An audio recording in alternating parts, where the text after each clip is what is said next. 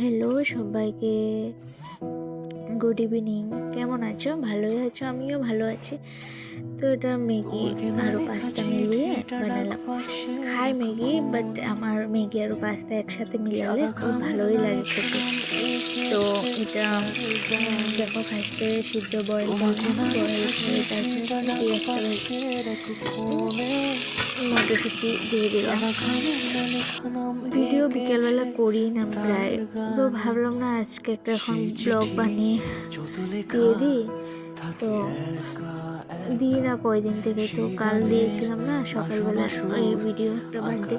তারপরে আমি video upload করে এডিট করতেও সময় লাগে এখন, মানে অনেকটা ব্যস্ত, সময় পাই না, তার জন্য দিতেই পারি না কিছু। আরও তার জন্য আপলোড তো দিতে থাকলে ভালোই লাগে। তারপর এখানে চা বসালাম। আমার দিদা যেহেতু চা খাবে সন্ধ্যার সময়, আমি তো খাই না, তো আমি শুধু ম্যাগি খাবো, দিদা চা খাবে, তো বানিয়ে দিদাকে দিলাম। বানাতে বেশি টাইম লাগেনি, আধা ঘন্টাতে হয়ে গেল আমার। তারপরে এই তো হয়েই গেছে, দেখো আমার কথা বলতে বলতে ম্যাগি হয়ে গেল। কি বলবো, এটা ম্যাগি না পাস্তা দুটাই একসাথে।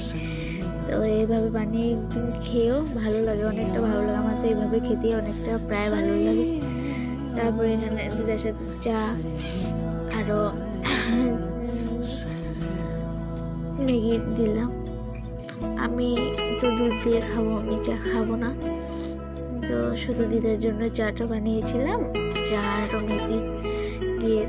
তো আজকের জন্য একটু ভালো লাগলে লাইক শেয়ার কমেন্ট করে দেবে। তো এখন তবে আসি, ভালো থেকো সবাই,